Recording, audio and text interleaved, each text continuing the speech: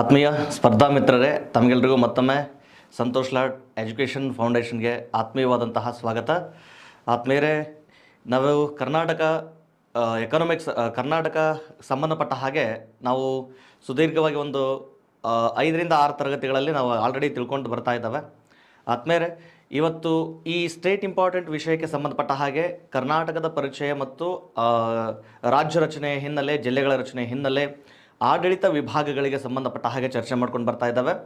ಇನ್ನು ಈ state important ವಿಷಯದೊಳಗೆ next ಇನ್ನು ಆರ್ಥಿಕ ಸಮೀಕ್ಷೆಗೆ ಹೋಗೋದಕ್ಕಿಂತ ಮುಂಚೆ, ಎಕನಾಮಿಕ್ ಸರ್ವೆ, ಸ್ವಲ್ಪ ಬಜೆಟ್ನ ಹೈಲೈಟ್ಸ್ಗಳಿಗೆ ಹೋಗೋದಕ್ಕಿಂತ ಮುಂಚೆ ಒಂದು ಸ್ವಲ್ಪ ಕರ್ನಾಟಕ ಜಾಗ್ರಫಿಯಿಂದ ಏನು ಕೆಲವೊಂದಿಷ್ಟು ಹೈಲೈಟ್ಸ್ಗಳಿದಾವೋ ಆ ಹೈಲೈಟ್ಸ್ಗಳನ್ನು ಕೂಡ ಒಂದು ಸ್ವಲ್ಪ ಚರ್ಚೆ ಮಾಡಿ ಆನಂತರ ಎಕನಾಮಿಕ್ ಸರ್ವೆಗೆ ಹೋಗೋಣ ಅಂಥೇಳಿ.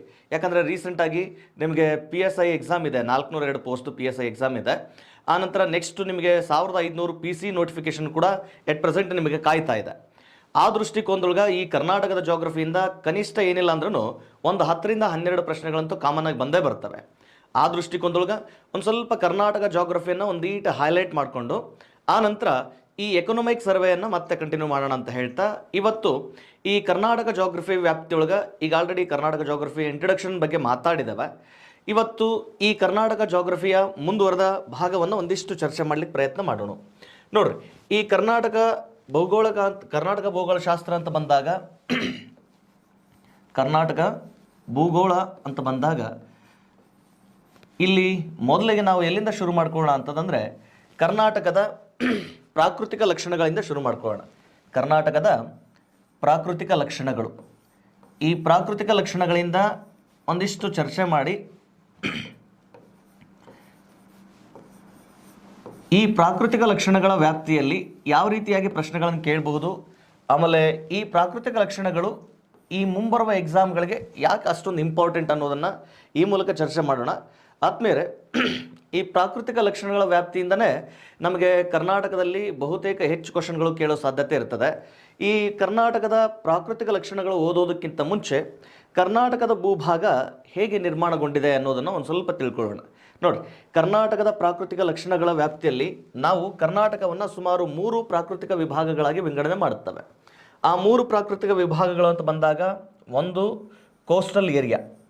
Coastal area is nothing but ಕರಾವಳಿ ತೀರ. ಕರಾವಳಿ ತೀರದ ನಂತರ ಈ ಭಾಗದಲ್ಲಿ ಮತ್ತೆ ಪಶ್ಚಿಮ ಘಟ್ಟಗಳು. ಓಕೆನಾ? ಕರಾವಳಿ ತೀರ ಮತ್ತು ಪಶ್ಚಿಮ ಘಟ್ಟಗಳು. ಪಶ್ಚಿಮ ಘಟ್ಟಗಳಾದ ನಂತರ ಮತ್ತೆ 3ನೇ ವಿಭಾಗ ಮೈದಾನ ಪ್ರದೇಶಗಳಂತಂದೇಳಿ ವಿಭಾಗಿಸ್ತವೆ. ಮತ್ತೆ ಯಾವುದು? ಮೈದಾನ ಪ್ರದೇಶಗಳಂತಂದೇಳಿ ವಿಭಾಗ ಮಾಡುತ್ತವೆ. ಕರಾವಳಿ ತೀರ, ಪಶ್ಚಿಮ ಘಟ್ಟಗಳು. ಈ ಪಶ್ಚಿಮ ಘಟ್ಟಗಳನ್ನು ನಾವು ಮಲೆನಾಡು ಪ್ರದೇಶ ಅಂತಂದೇಳಿ ಕರೀತೇವೆ. ಆನಂತರ ಪೂರ್ವದ ಮೈದಾನ ಅಂತೇಳಿ 3 ವಿಧಗಳಾಗಿ ವಿಂಗಡಣೆ ಮಾಡಿಕೊಂಡು ಪ್ರಾಕೃತಿಕ ಲಕ್ಷಣಗಳನ್ನು ಅಧ್ಯಯನ ಮಾಡ್ತವೆ. ಈ ಪ್ರಾಕೃತಿಕ ಲಕ್ಷಣಗಳ ಭಾಗದಲ್ಲಿ ಪೂರ್ವದ ಮೈದಾನದಲ್ಲಿ ಉತ್ತರದ ಮೈದಾನ, ಉತ್ತರದ ಮೈದಾನ, ಆಮೇಲೆ ದಕ್ಷಿಣದ ಮೈದಾನ ಅಂಥೇಳಿ ಮತ್ತೆ 2 ವಿಧಗಳನ್ನಾಗಿ ಮಾಡಿಕೊಂಡು ಅಧ್ಯಯನ ಮಾಡ್ತವೆ. ಓಕೆನಾ? ಉತ್ತರದ ಮೈದಾನ ಮತ್ತು ದಕ್ಷಿಣದ ಮೈದಾನ ಅಂತಂದೇಳಿ ಡಿವೈಡ್ ಮಾಡಿಕೊಂಡು ಮತ್ತೆ ಅಧ್ಯಯನ ಮಾಡ್ತವೆ.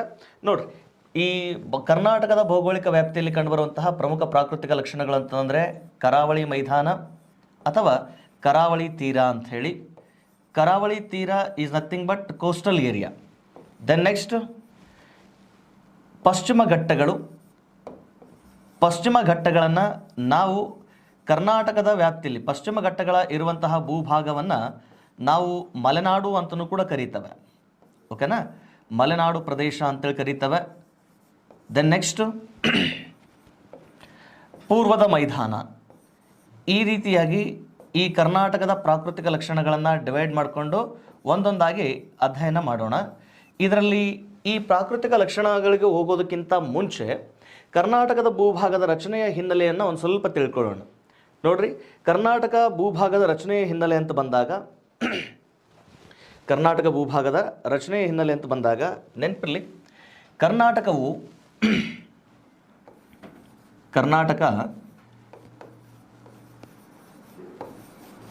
ಇದು ಗೊಂಡ್ವಾನ ಭೂಭಾಗದ ಅಥವಾ ಗೊಂಡ್ವಾನ ಪ್ರದೇಶದ ಒಂದು ಭಾಗ ಅಂತ ಕರಿತೇವೆ ನಾವು. ಕರ್ನಾಟಕ ಇದು ಗೊಂಡ್ವಾನ ಪ್ರದೇಶದ ಗೊಂಡ್ವಾನ ಪ್ರದೇಶದ ಭಾಗ ಅಂತಂದೇಳಿ. ಏನಿದು ಗೊಂಡ್ವಾನ ಪ್ರದೇಶ? ಈ ಗೊಂಡ್ವಾನ ಪ್ರದೇಶ ಅಂದರೆ ಯಾವುದಿದೆ? ಈ ಗೊಂಡ್ವಾನ ಪ್ರದೇಶದ ವ್ಯಾಪ್ತಿಯೊಳಗೆ ಕರ್ನಾಟಕ ಹೇಗೆ ಅದೊಂದು ಭಾಗ ಆಗುತ್ತೆ ಅಂತ ಬಂದಾಗ ಗಮನಿಸ್ರಿ, ನಾವು ಈ ಮುಂಚೆ ಒಂದು ಸ್ವಲ್ಪ ಇಲ್ಲಿ ಭಾರತದ ಪ್ರಾಕೃತಿಕ ಲಕ್ಷಣಗಳ ವ್ಯಾಪ್ತಿಯನ್ನು ಗಮನಿಸಿಕೊಂಡಾಗ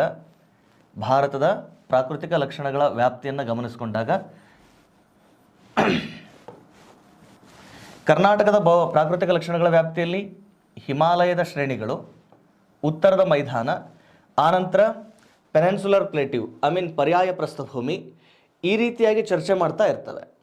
ಈಗ ಭಾರತದ ಈ ಪ್ರಾಕೃತಿಕ ಲಕ್ಷಣಗಳ ವ್ಯಾಪ್ತಿಯೊಳಗೆ ಈ ಮೇಲ್ಭಾಗದಲ್ಲಿ ಏನು ಹಿಮಾಲಯ ಪರ್ವತಗಳ ವ್ಯಾಪ್ತಿ ಇದೆಯಲ್ಲ, ಈ ಹಿಮಾಲಯ ಪರ್ವತಗಳ ವ್ಯಾಪ್ತಿ ಹಾಗೂ ಉತ್ತರದ ಮೈದಾನ ಇದು ಭಾರತದ ಮೂಲ ಭೂಭಾಗ ಆಗಿರಲಿಲ್ಲ.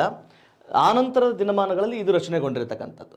ಅಂದರೆ ಈ ತೆತ್ತಿಸ್ ಎನ್ನುವ ಸಮುದ್ರದಲ್ಲಿ ಮುಳುಗಡೆ ಹೊಂದಿದ್ದಂತಹ ಪದರುಶಿಲೆಗಳು ಆನಂತರ ಮೇಲಕ್ಕೆತ್ತಲ್ಪಟ್ಟು, ಎರಡು ಭೂಫಲಕಗಳ ಚಲನೆಯ ಪರಿಣಾಮ ಮೇಲಕ್ಕೆತ್ತಲ್ಪಟ್ಟು ಆನಂತರ ಹಿಮಾಲಯ ಪರ್ವತಗಳಾಗಿದ್ದಾವೆ.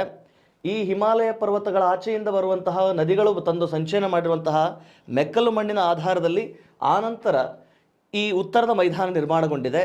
ಆದರೆ ಇವೆರಡಕ್ಕಿಂತಲೂ ಮುಂಚೆ ನಿರ್ಮಾಣಗೊಂಡಿದ್ದಂತಹ ಭೂಭಾಗ ದಟ್ ಈಸ್ ಪೆನಿನ್ಸುಲರ್ ಪ್ಲೇಟ್ಯೂ ಪರ್ಯಾಯ ಪ್ರಸ್ಥಭೂಮಿ ಅಂಥೇಳಿ. ಈ ಪರ್ಯಾಯ ಪ್ರಸ್ಥಭೂಮಿ ಭಾರತದ ಮೂಲ ಭೂಭಾಗವಾಗಿದ್ದು ಇದು ಗೊಂಡ್ವಾನ ಭೂಪ್ರದೇಶಕ್ಕೆ ಸಂಬಂಧಪಟ್ಟಿರ್ತಕ್ಕಂಥದ್ದು. ಈ ಗೊಂಡ್ವಾನ ಪ್ರದೇಶದ ಭೂಭಾಗದ ವ್ಯಾಪ್ತಿಯಲ್ಲಿ ನಮ್ಮ ಕರ್ನಾಟಕ ಇರೋದರಿಂದ ನಾವು ಅದನ್ನು ಕರ್ನಾಟಕ ಗೊಂಡ್ವಾನ ಪ್ರದೇಶದ ಭಾಗ ಅಂಥೇಳಿ, ಕರ್ನಾಟಕವೂ ಕೂಡ ಒಂದು ಗೊಂಡ್ವಾನ ಪ್ರದೇಶದ ಭಾಗ ಆಗಿತ್ತಂತೇಳಿ. ಇನ್ನು ಗೊಂಡ್ವಾನ ಪ್ರದೇಶದ ಬಗ್ಗೆ ನಿಮಗೊಂದು ಸ್ವಲ್ಪ ಐಡಿಯಾ ಇಲ್ಲ ಅಂತಂದರೆ ಒಂದೀಟು ಗಮನಿಸ್ಕೊಳ್ಳಿ. ಈಗಿದು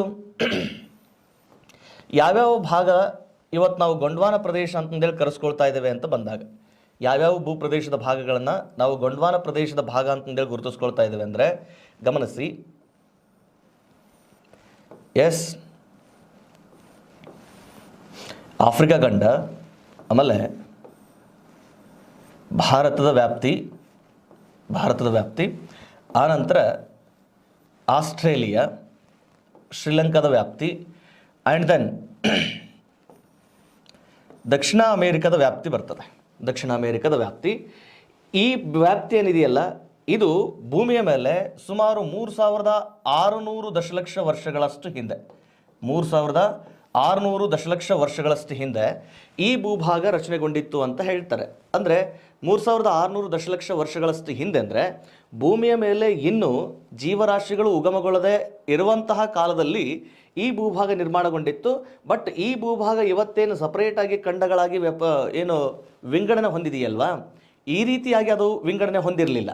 ಮೊದಲು ಅಷ್ಟು ಭೂಭಾಗ ಏನಾಗಿತ್ತಪ್ಪ ಅಂದ್ರೆ ಒಂದೇ ಕಡೆ ಭೂಪ್ರದೇಶವಾಗಿ ಸಂಗಡಣೆಗೊಂಡಿತ್ತು.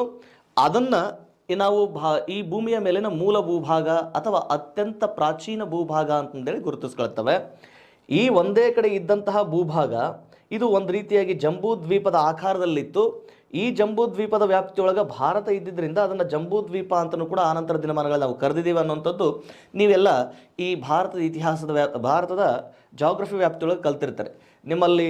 ನಮ್ಮಲ್ಲಿ ಟೀಚ್ ಮಾಡುವಂತಹ ಇಂಡಿಯನ್ ಜಾಗ್ರಫಿ ಲೆಕ್ಚರರ್ ಅವರು ಕೂಡ ತುಂಬ ಹೆಚ್ಚು ಪರಿಣಿತಿಯನ್ನು ಪಡೆದುಕೊಂಡು ನಿಮ್ಮ ಮುಂದೆ ವಿಷಯಾಂಶಗಳನ್ನು ತಾವು ಚರ್ಚೆ ಮಾಡ್ತಾ ಇದ್ದಾರೆ. ಹೀಗಾಗಿ ನಾವು ಅವ್ರಿಗಿಂತಲೂ ಹೆಚ್ಚಾಗೇನೂ ಇಲ್ಲ, ಒಂದು ಸ್ವಲ್ಪ ಇಲ್ಲಿ ಚರ್ಚೆ ಮಾಡಲಿಕ್ಕೆ ಪ್ರಯತ್ನ ಮಾಡಿರ್ತಾನೆ. ಅನಿಲ್ ರಜಪೂತ್ರವರು ಕೂಡ ತುಂಬ ಚೆನ್ನಾಗಿ ನಮಗೆ ಭಾರತದ ಜಾಗ್ರಫಿಯನ್ನು ನಿಮ್ಮ ಮುಂದೆ ತಿಳಿಸ್ಕೊಡ್ತಾ ಇದ್ದಾರೆ. ಸೊ ಇನ್ನು ಇಲ್ಲೊಂದು ಸ್ವಲ್ಪ ಗಮನಿಸ್ಕೊಳ್ಳಿ. ಈ ರೀತಿ ಒಂದೇ ಕಡೆ ಇದ್ದಂತಹ ಅಷ್ಟು ಗೊಂಡ್ವಾನ ಪ್ರದೇಶದ ಭೂಭಾಗ ಏನಿತ್ತಲ್ಲ, ಆನಂತರ ದಿನಮಾನಗಳಲ್ಲಿ ಏನಾಗಿದೆಪ್ಪ ಅಂದರೆ ವಿಭಾಗಗೊಂಡು ಇವುಗಳನ್ನು ಏನು ಮಾಡ್ತೀವಿ ನಾವು ಈ ಕಾಂಟಿನೆಂಟಲ್ ಡ್ರಿಫ್ಟ್ ಥಿಯರಿ ಅಂತ ಬರ್ತದೆ. ಕಾಂಟಿನೆಂಟಲ್ ಡ್ರಿಫ್ಟ್ ಥಿಯರಿ ಅಂತ ಬರ್ತದೆ. ಅಂದರೆ ಭೂಖಂಡಗಳ ಅಲೆತ ಸಿದ್ಧಾಂತ ಅನ್ನುವ ಆಧಾರದಲ್ಲಿ ಭೂಮಿಗಳು ಅಥವಾ ಭೂಖಂಡಗಳು ಹೇಗೆ ಒಂದಕ್ಕೊಂದು ಬೇರ್ಪಟ್ಟು ಅನ್ನೋದ್ರ ಬಗ್ಗೆ ನಾವು ಚರ್ಚೆ ಮಾಡ್ತೇವೆ. ಅದನ್ನು ಈಗ ಸೈಡ್ಗೆ ಇಡೋಣ. ಈ ಭಾರತದ ಭೂಮಿಯ ಮೇಲೆ ಇದ್ದಂತಹ ಭೂಭಾಗವನ್ನು ಅಥವಾ ಮೂಲ ಭೂಭಾಗವನ್ನು ಪತ್ತೆ ಹಚ್ಚೋದಕ್ಕೆ ಇಲ್ಲಿ ಜರ್ಮನಿಯ ಭೂಗೋಳಶಾಸ್ತ್ರಜ್ಞ ಯಾರು? ಜರ್ಮನಿಯ ಭೂಗೋಳಶಾಸ್ತ್ರಜ್ಞ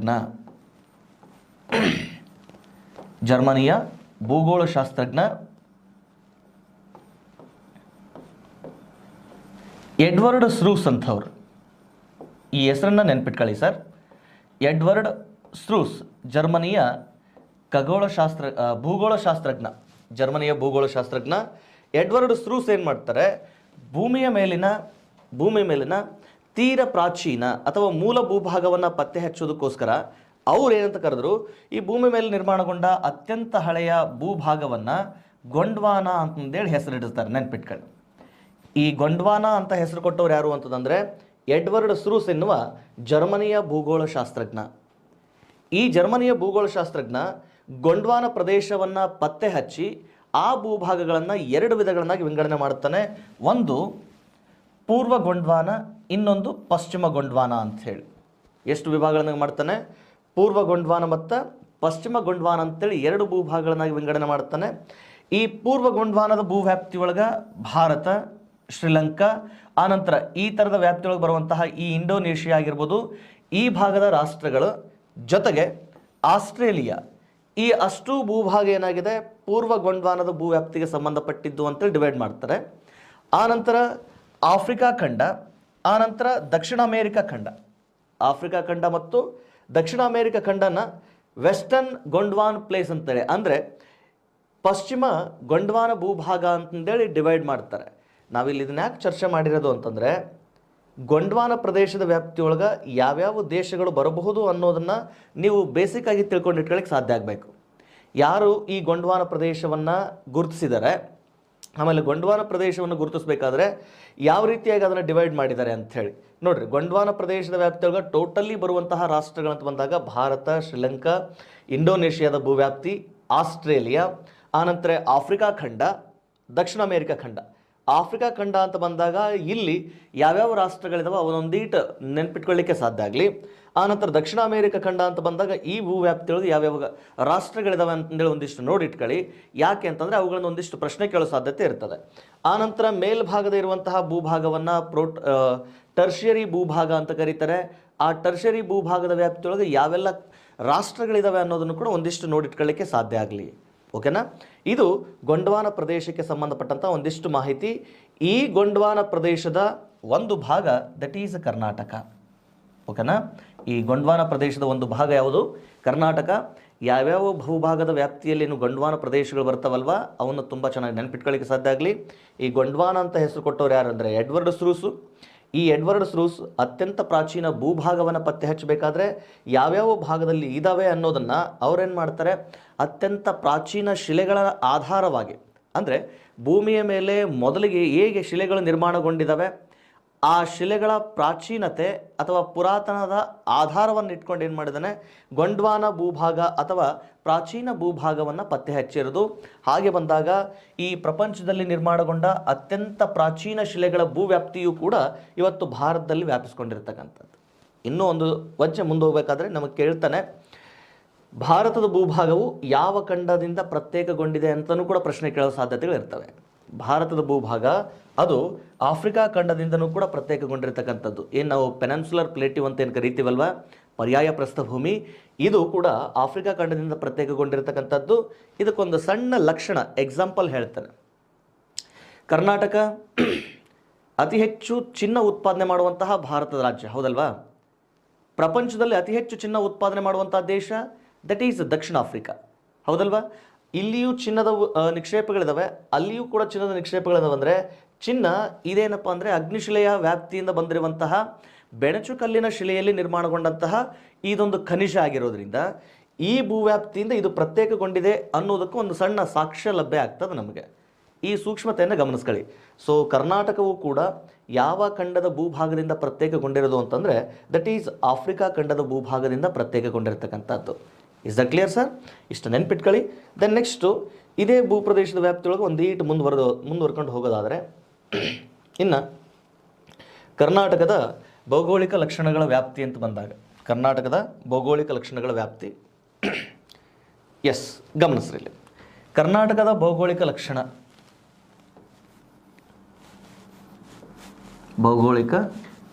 ಅಥವಾ ಪ್ರಾಕೃತಿಕ ಲಕ್ಷಣಗಳು ಅಂತ ಬಂದಾಗ, ಭೌಗೋಳಿಕ ಲಕ್ಷಣ ಅಥವಾ ಪ್ರಾಕೃತಿಕ ಲಕ್ಷಣಗಳು ಅಂತ ಬಂದಾಗ ಈಗ ಆಲ್ರೆಡಿ ನಾವು ಚರ್ಚೆ ಮಾಡಿದ್ದಾವೆ.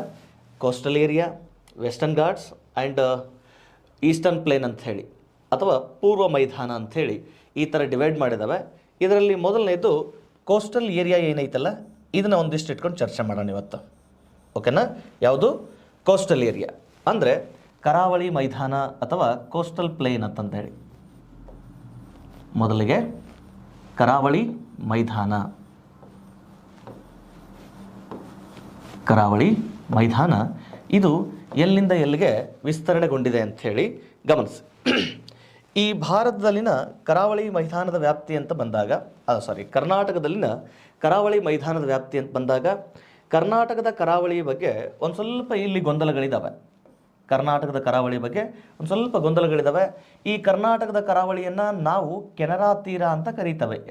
ಇಸ್ ದಟ್ ಕರ್ನಾಟಕದ ಕರಾವಳಿ ತೀರವನ್ನು ನಾವು ಕೆನರಾ ತೀರ ಅಂತ ಕರೀತೇವೆ. ಬಟ್ ಈ ಕೆನರಾ ತೀರ ಸಪರೇಟ್ ಆಗಿರುವಂತಹ ತೀರನೋ ಅಥವಾ ಕೊಂಕಣ ತೀರದ ಭಾಗನೋ ಎನ್ನುವಂಥದ್ದು ಒಂದು ಸ್ವಲ್ಪ ಗೊಂದಲಗಳಿದ್ದಾವೆ. ಈ ಗೊಂದಲಗಳಿಗೆ ಕಾರಣ ಇವತ್ತಿನ ಮಾರ್ಕೆಟ್ನ ಕೆಲವೊಂದಿಷ್ಟು ಬುಕ್ಗಳು ಅವರೇನು ಮಾಡಿದರೆ ಕೊಂಕಣ ತೀರವನ್ನು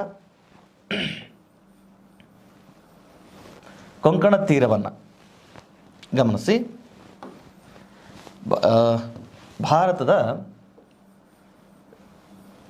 ಕರಾವಳಿ ತೀರದ ವ್ಯಾಪ್ತಿ ಏನೈತಲ್ವ, ಮಹಾರಾಷ್ಟ್ರ, ಗೋವಾ, ಕರ್ನಾಟಕ, ಕೇರಳ.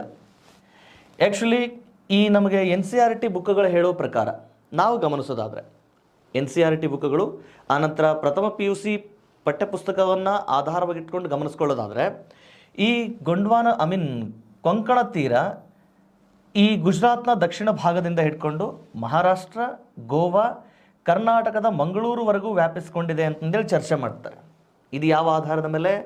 NCERT ಬುಕ್ಗಳ ಆಧಾರದ ಮೇಲೆ ಮತ್ತು ಫಸ್ಟ್ PUC ಜಿಯೋಗ್ರಫಿಯ ಪುಸ್ತಕದ ಆಧಾರದ ಮೇಲೆ. ಆದರೆ ಕೆಲವೊಂದಿಷ್ಟು ಪುಸ್ತಕಗಳಲ್ಲಿ ವಾದ ಮಾಡೋದೇನಪ್ಪ ಅಂದರೆ ಈ ಕೊಂಕಣ ತೀರ ಮಹಾರಾಷ್ಟ್ರ, ಗೋವಾ ಆಮೇಲೆ ಕರ್ನಾಟಕದ ಉತ್ತರದ ಭಾಗಕ್ಕೆ ಅಲ್ಲಿಗೆ ಕೊನೆಗೊಳ್ಳುತ್ತೆ ಅಂತಂದೇಳಿ ಒಂದಿಷ್ಟು ಚರ್ಚೆ ಮಾಡ್ತಾರೆ. ಓಕೆನಾ? ಬಟ್ ಇದರಲ್ಲಿ ನಾವು ಯಾವುದನ್ನು ಸರಿ ಅಂದ್ಕೊಂಡ್ರೆ ಸೂಕ್ತ ಅಂತ ಬಂದಾಗ ನಮಗೆ ಸಾಕ್ಷ್ಯಾಧಾರಗಳಿಗೆ ಅಧಿಕೃತ ಮಾಹಿತಿ ಲಭ್ಯ ಇರೋದು ಯಾವುದ್ರ ಮೂಲಕ ಅಂದರೆ ನಮಗೆ NCERT ಪುಸ್ತಕಗಳು ಮತ್ತು ಫಸ್ಟ್ PUC ಜಿಯೋಗ್ರಫಿ ಅದನ್ನು ಆಧಾರವಾಗಿ ಇಟ್ಕೊಂಡು ನಾವು ಗಮನಿಸ್ಕೊಂಡಾಗ ಈ ಕೊಂಕಣ ತೀರ ಅಪ್ ಟು ಎಲ್ಲಿವರೆಗೂ ವ್ಯಾಪಿಸ್ಕೊಂಡಿದೆ ಅಂದರೆ ಮಂಗಳೂರುವರೆಗೂ ವ್ಯಾಪಿಸ್ಕೊಂಡಿದೆ ಅನ್ನುವಂಥದ್ದು ಚರ್ಚೆ ಆಗ್ತದೆ. ಇವನ್ ನಾವು ಪ್ರೈಮರಿಲಿದ್ದಾಗ ಕೂಡ ಅದನ್ನೇ ಚರ್ಚೆ ಮಾಡ್ತಾ ಇದ್ದಾವೆ. ಇವಾಗ ಯಾವ ಆಧಾರದ ಮೇಲೆ ಅದನ್ನು ಇಲ್ಲಿವರೆಗೂ ಗುರುತಿಸ್ತಾ ಇದ್ದಾರೋ ಸ್ವಲ್ಪ ಗೊಂದಲಗಳಿದ್ದಾವೆ. ಓಕೆನಾ? ಸೊ ನಾವು NCERT ಪುಸ್ತಕಗಳನ್ನು ಆಧಾರವಾಗಿ ಇಟ್ಕೊಂಡಾಗ ಇದನ್ನು ನಾವು ಫೈನಲ್ ಮಾಡ್ಕೊಳ್ಳೋಣ ಈಗ ಅಟ್ ಪ್ರೆಸೆಂಟ್. ಆ ಥರದ್ದೇನಾದರೂ ಗೊಂದಲಗಳಿದ್ದಾಗ ಮತ್ತೆ ನಾನು ನಿಮ್ಮ ಜೊತೆ ಚರ್ಚೆಗೆ ತುಂಬ ಸೂಕ್ತವಾಗಿ ನಿಮಗೆ ಲಭ್ಯ ಇರ್ತಾನೆ. ಇಲ್ಲಿ ಕೊಡ್ತಾ ಇರುವಂಥ ಮಾಹಿತಿ NCERT ಪುಸ್ತಕಗಳ ಆಧಾರದ ಮೇಲೆ. ಇಲ್ಲಿ ಗಮನಿಸಿ ಸರ್. ಆಮೇಲೆ ನಿನ್ನೆ ನಾನು ಕ್ಲಾಸ್ ತರಗತಿಗಳು ಮಾಡಬೇಕಾದ ಸಂದರ್ಭದೊಳಗೆ ಜಿಲ್ಲೆಯನ್ನು ಹೇಳಬೇಕಾದ್ರೆ ಒಂದು ಸಣ್ಣ ಮಿಸ್ಟೇಕ್ ಆಗಿದೆ, ಅದನ್ನು ತಿದ್ಕೊಳ್ಳಿ. ನಾನು ಚಾಮರಾಜನಗರ ಜಿಲ್ಲೆ ಮಂಡ್ಯ ಜಿಲ್ಲೆಯಿಂದ ಪ್ರತ್ಯೇಕಗೊಂಡಿದೆ ಅಂತ ಚರ್ಚೆ ಮಾಡಿದ್ದೆ. ಆ್ಯಕ್ಚುಲಿ ಅದು ಚಾಮರಾಜನಗರ ಜಿಲ್ಲೆ ಮೈಸೂರು ಜಿಲ್ಲೆಯಿಂದ ಪ್ರತ್ಯೇಕಗೊಂಡಿರ್ತಕ್ಕಂಥದ್ದು. ಅದನ್ನೊಂದು ಸ್ವಲ್ಪ ಸರಿ ಮಾಡ್ಕೊಳ್ಳಿ. ಈ ಕ್ಲಾಸ್ ಮಾಡುವ ಸಂದರ್ಭದೊಳಗೆ ಫ್ಲುವೆನ್ಸಿ ಒಳಗೆ ಕೆಲವೊಂದು ಸಮಯದೊಳಗೆ ನಮಗೆ ಗೊತ್ತಿದ್ರೂ ಕೂಡ ಕೆಲವೊಂದು ಸಂದರ್ಭದೊಳಗೆ ಬೈ ಮಿಸ್ಟೇಕ್ ಆಗಿ ಹೊರಗೆ ಹೋಗ್ತಾ ಇರ್ತವೆ. ಅವುಗಳನ್ನ ಒಂದೀಟು ಸರಿಯಾಗಿ ತಿದ್ದುಪಡಿ ಮಾಡ್ಕೊಳ್ಳಿ. ಇಲ್ಲಿ ನಮಗೆ ಕಮೆಂಟ್ ಸೆಕ್ಷನ್ ಕೊಟ್ಟು ತುಂಬ ಅನುಕೂಲ ಮಾಡಿಕೊಟ್ಟಿದ್ರು ನಮಗೆ ಆ ಒಂದು ವಿಚಾರಕ್ಕೆ. ಯಾವುದೇ ಗೊಂದಲ ಆಗೋ ಅಗತ್ಯ ಇಲ್ಲ. ಚಾಮರಾಜನಗರ ಜಿಲ್ಲೆ ಮೈಸೂರು ಜಿಲ್ಲೆಯಿಂದ ಪ್ರತ್ಯೇಕಗೊಂಡಿರ್ತಕ್ಕಂಥದ್ದು. ಓಕೆ, ಇನ್ನು ನೆಕ್ಸ್ಟ್ ಈ ಭಾಗದೊಳಗೆ ಬನ್ನಿರಿ. ಓಕೆನಾ? ಈ ಗೊಂದಲಗಳನ್ನು ಇಲ್ಲಿ ಕ್ಲಿಯರ್ ಮಾಡ್ಕೊಳ್ಳೋದಾದರೆ ಈಗ ಈ ನಾವು ಮಂಗಳೂರು ತೀರದವರೆಗೂ ಕೊಂಕಣ ತೀರ ವ್ಯಾಪಿಸಿಕೊಂಡಿದೆ ಅನ್ನೋದಾದರೆ ಮಂಗಳೂರು ಕರಾವಳಿ ತೀರದವರೆಗೂ ಈ ಕೊಂಕಣ ತೀರ ವ್ಯಾಪಿಸಿಕೊಂಡಿದೆ ಅನ್ನೋದನ್ನೇ ನಾವು ಆಧಾರವಾಗಿಟ್ಕೊಂಡ್ರೆ ಕೆನರಾ ತೀರ ಇದು ಕೊಂಕಣ ತೀರದ ಒಂದು ಭಾಗ ಅಂಥೇಳಿ. ಓಕೆನಾ? ಕೆನರಾ ತೀರ ಇದು ಕೊಂಕಣ ತೀರದ ಒಂದು ಭಾಗ. ಈ ಕೆನರಾ ತೀರ ಕೊಂಕಣ ತೀರದ ಒಂದು ಭಾಗವಾಗಿದ್ದು ಈ ಕೆನರಾ ತೀರಕ್ಕೆ ಸಂಬಂಧಪಟ್ಟಂತಹ ವ್ಯಾಪ್ತಿ ಏನೈತಲ್ಲ ಇದನ್ನು ಡಿಟೇಲ್ ಆಗಿ ಚರ್ಚೆ ಮಾಡೋಣ. ಓಕೆನಾ? ನಾವು ಆ್ಯಕ್ಚುಲಿ ಇದನ್ನ ಕೆನರಾ ತೀರ ಅಂತೇಳಿ ಕರ್ನಾಟಕದ ಕರಾವಳಿ ತೀರವನ್ನು ಸ್ಥಳೀಯವಾಗಿ ಕೆನರಾ ತೀರ ಅಂತಂದೇಳಿ ಗುರುತಿಸ್ಕೊಳ್ತಕ್ಕಂಥದ್ದು. ಈ ಕೆನರಾ ತೀರ ವ್ಯಾಪ್ತಿಗೆ ಹೊಂದಿಕೊಂಡಿರುವಂತಹ ಕರ್ನಾಟಕದ ಜಿಲ್ಲೆಗಳು ಅಂತ ಬಂದಾಗ ಕೆನರಾ ತೀರದ ವ್ಯಾಪ್ತಿಗೆ ಹೊಂದ್ಕೊಂಡಿರುವಂತಹ ಕರ್ನಾಟಕದ ಜಿಲ್ಲೆಗಳಂತ ಬಂದಾಗ ಮೊದಲನೇದಾಗಿ ಉತ್ತರ ಕನ್ನಡ ಜಿಲ್ಲೆ, ದೆನ್ ಉಡುಪಿ, ದೆನ್ ದಕ್ಷಿಣ ಕನ್ನಡ. ಓಕೆನಾ? ಯಾವ್ಯಾವ ಜಿಲ್ಲೆಗಳು ಇಲ್ಲಿ ಕೆನರಾ ತೀರದ ವ್ಯಾಪ್ತಿಗೆ ಹೊಂದಿಕೊಂಡಿರೋದು ಅಂತ ಬಂದಾಗ ಮೊದಲನೇದು ಉತ್ತರ ಕನ್ನಡ ಜಿಲ್ಲೆಯ ವ್ಯಾಪ್ತಿ.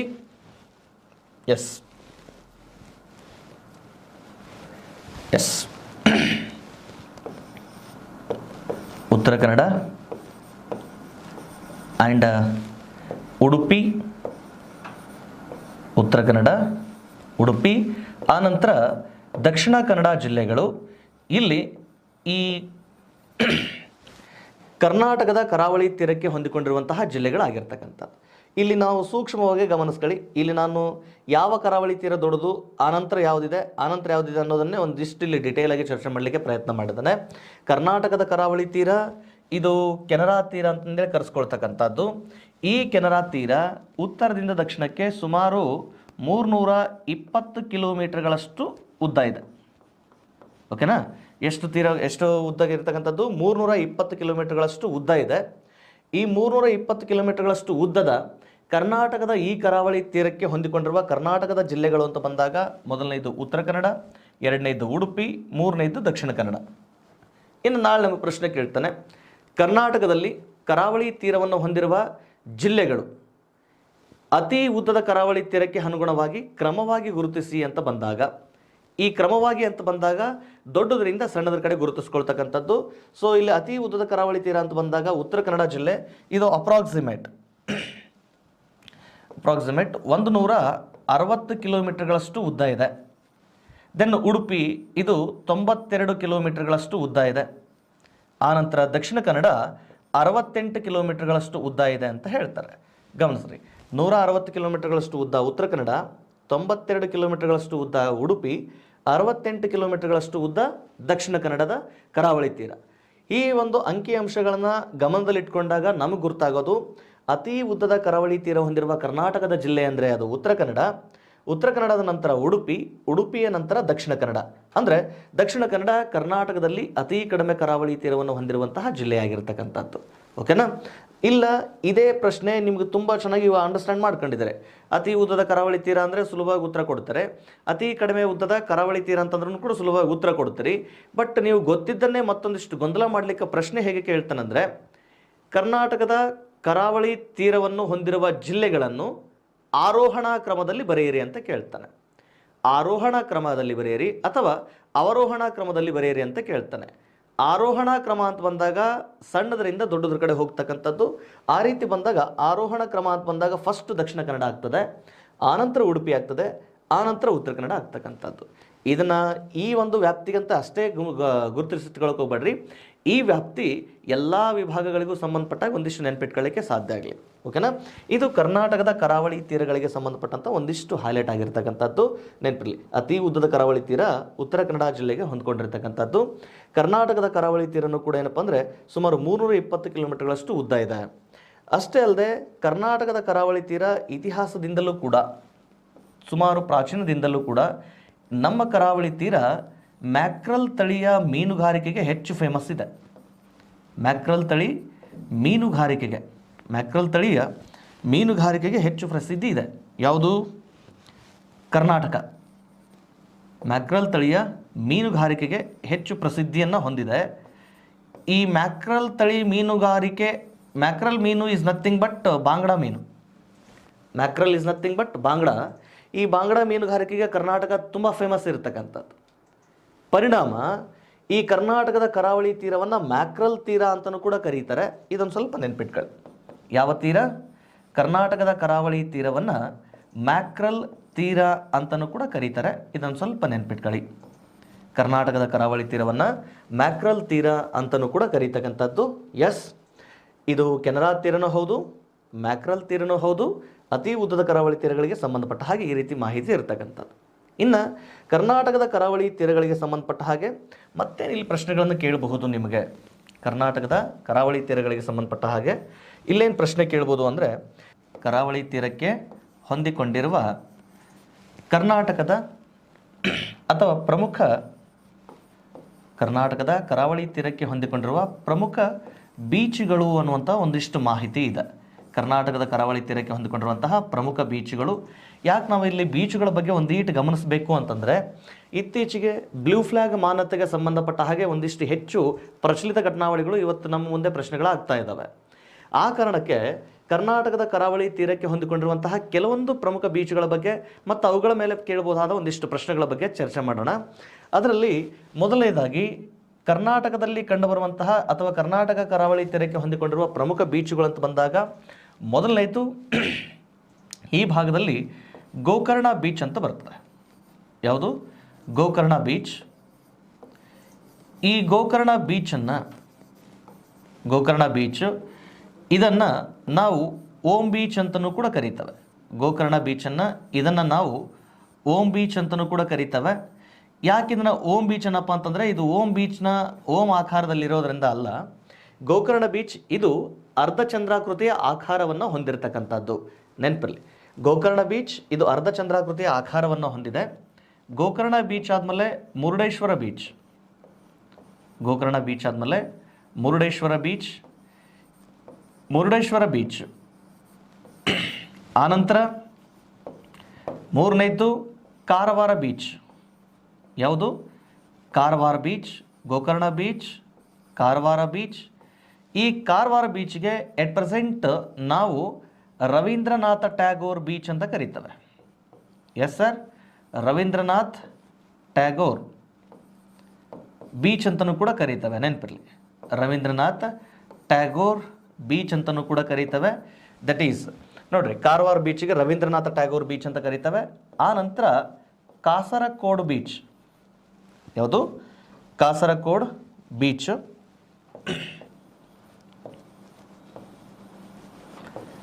ಕಾಸರಕೋಡ್ ಬೀಚ್ ಗಮನದಲ್ಲಿ ಕರ್ನಾಟಕದ ಈ ಅಷ್ಟು ಬೀಚ್ಗಳು ಅಂದರೆ ಗೋಕರ್ಣ ಬೀಚ್ ಆಗಿರ್ಬೋದು, ಮುರುಡೇಶ್ವರ ಬೀಚ್ ಆಗಿರ್ಬೋದು, ಕಾರವಾರ ಬೀಚ್, ಆಮೇಲೆ ಕಾಸರಕೋಡ್ ಬೀಚು, ಈ ಅಷ್ಟು ಬೀಚ್ಗಳು ಯಾವ ಜಿಲ್ಲೆಯ ವ್ಯಾಪ್ತಿಯಲ್ಲಿದ್ದಾವೆ ಅಂತಂದರೆ ಉತ್ತರ ಕನ್ನಡ ಜಿಲ್ಲೆಯ ಕರಾವಳಿ ತೀರದ ವ್ಯಾಪ್ತಿಯಲ್ಲಿ ಕಂಡುಬರುವಂತಹ ಪ್ರಮುಖ ಬೀಚ್ಗಳಿಗೆ ಸಂಬಂಧಪಟ್ಟಿರ್ತಕ್ಕಂಥದ್ದು.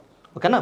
ಕರ್ನಾಟಕದಲ್ಲಿ ಗೋಕರ್ಣ ಬೀಚ್ ಆಗಿರ್ಬೋದು, ಮುರುಡೇಶ್ವರ ಬೀಚ್, ಕಾರವಾರ ಬೀಚ್, ಆಮೇಲೆ ಕಾಸರಕೋಡ್ ಬೀಚು, ಇವು ಯಾವ ಜಿಲ್ಲೆಗೆ ಹೊಂದಿಕೊಂಡಿದ್ದಾವೆ ಅಂತಂದರೆ ಉತ್ತರ ಕನ್ನಡ ಜಿಲ್ಲೆಗೆ ಹೊಂದಿಕೊಂಡಿರತಕ್ಕಂಥದ್ದು. ಇನ್ನು ಗೋಕರ್ಣ ಬೀಚನ್ನು ನಾವು ಓಂ ಬೀಚ್ ಅಂತ ಕರೀತೇವೆ. ಈ ಗೋಕರ್ಣ ಬೀಚು ಯಾವ ಆಕಾರದಲ್ಲಿ ನಿರ್ಮಾಣಗೊಂಡಿದೆ ಅಂದರೆ ಅದು ಅರ್ಧಚಂದ್ರಾಕೃತಿಯ ಆಕಾರದಲ್ಲಿ ನಿರ್ಮಾಣಗೊಂಡಿದೆ. ಅದು ಅರ್ಧಚಂದ್ರಾಕೃತಿಯ ಆಕಾರದಲ್ಲಿ ನಿರ್ಮಾಣಗೊಂಡಿರ್ತಕ್ಕಂಥದ್ದು. ಇನ್ನು ಮುರುಡೇಶ್ವರ ಬೀಚು ಕರ್ನಾಟಕದಲ್ಲಿ ಕಾಪು ಬೀಚಿನ ನಂತರ ಎರಡನೇ ಅತಿ ಉದ್ದವಾದಂತಹ ಬೀಚ್ ಇದು. ಯಾವುದು ಸರ್? ಮುರುಡೇಶ್ವರ ಬೀಚು. ಆಮೇಲೆ ಕಾರವಾರ ಬೀಚಿಗೆ ನಾವು ರವೀಂದ್ರನಾಥ ಟ್ಯಾಗೋರ್ ಬೀಚ್ ಅಂತ ಕರೀತೇವೆ. ಅವರು ಈ ಸ್ವತಂತ್ರ ಪೂರ್ವದ ಸಂದರ್ಭದೊಳಗೆ ಕರ್ನಾಟಕದಲ್ಲಿ ಬಂದಿದ್ದಂಥ ಸಂದರ್ಭದೊಳಗೆ ಕಾರವಾರ ಬೀಚಲ್ಲಿ ವಿಶ್ರಮಿಸಿದ್ರು ಎನ್ನುವ ನೆನಪನ್ನು ಸದಾ ಇಟ್ಕೊಳ್ಳಿಕ್ಕೋಸ್ಕರ ಕಾರವಾರ ಬೀಚನ್ನು ರವೀಂದ್ರನಾಥ ಟ್ಯಾಗೋರ್ ಬೀಚ್ ಅಂತಂದೇಳಿ ಗುರುತಿಸ್ತಾ ಇದ್ದಾವೆ. ದೆನ್ ಕಾಸರಕೋಡ್ ಬೀಚ್, ನೆನಪಿರಲಿ, ಕಾಸರಗೋಡ್ಗೂ ವ್ಯತ್ಯಾಸ ಇದ್ದಾವೆ. ಕಾಸರಗೋಡು ಅದು ಕೇರಳದಲ್ಲಿದೆ, ಮಂಗಳೂರಿಗೆ ಗಡಿಯನಿಗೆ ಹೊಂದಿಕೊಂಡು. ಆದರೆ ಇದು ಕಾಸರಕೋಡ್ ಬೀಚ್ ಇದು ಉತ್ತರ ಕನ್ನಡ ಜಿಲ್ಲೆಯಲ್ಲಿ ಇರ್ತಕ್ಕಂಥದ್ದು. ಈ ಕಾಸರಕೋಡ್ ಬೀಚ್ ಇದು ಇಂಪಾರ್ಟೆಂಟ್ ಏನಕ್ಕೆ ಅಂದರೆ ಈ ಕಾಸರಕೋಡ್ ಬೀಚ್ ಎಟ್ ಪ್ರೆಸೆಂಟ್ ಭಾರತದಲ್ಲಿನ ಬ್ಲೂ ಫ್ಲ್ಯಾಗ್ ಮಾನ್ಯತೆಯನ್ನು ಹೊಂದಿರುವ ಅಂದರೆ ನೀಲಿ ಧ್ವಜದ ಮಾನ್ಯತೆಯನ್ನು ಹೊಂದಿರುವ ಬೀಚ್ಗಳಲ್ಲಿ ಕರ್ನಾಟಕದ ಕಾಸರಕೋಡ್ ಬೀಚು ಕೂಡ ಒಂದು. ಇದು ಉತ್ತರ ಕನ್ನಡ ಜಿಲ್ಲೆಯಲ್ಲಿ ಇರ್ತಕ್ಕಂಥದ್ದು. ಓಕೆನಾ? ಇವು ಕರ್ನಾಟಕದ ಉತ್ತರ ಕನ್ನಡ ಜಿಲ್ಲೆಯಲ್ಲಿ ಬರುವಂತಹ ಪ್ರಮುಖ ಬೀಚ್ಗಳಾದರೆ, ಕರ್ನಾಟಕದ ಉತ್ತರ ಕನ್ನಡ ಜಿಲ್ಲೆಗೆ ಹೊಂದಿಕೊಂಡಿರುವಂತಹ ಪ್ರಮುಖ ಬೀಚ್ಗಳಾದರೆ ದೆನ್ ನೆಕ್ಸ್ಟು ಮತ್ತೆ ಕಾಪು ಬೀಚ್ ಅಂತ ಬರುತ್ತೆ. ಕಾಪು ಬೀಚ್. ಆನಂತರ ಎರಡನೇದು Maravanthe beach, Kapu beach, Maravanthe beach. ಆನಂತರ ಮೂರನೇದು ಪಡುಬಿದ್ರೆ ಬೀಚ್ ಅಂತ ಹೇಳಿ. ಯಾವುದು ಸರ್? ಪಡುಬಿದ್ರೆ ಬೀಚ್.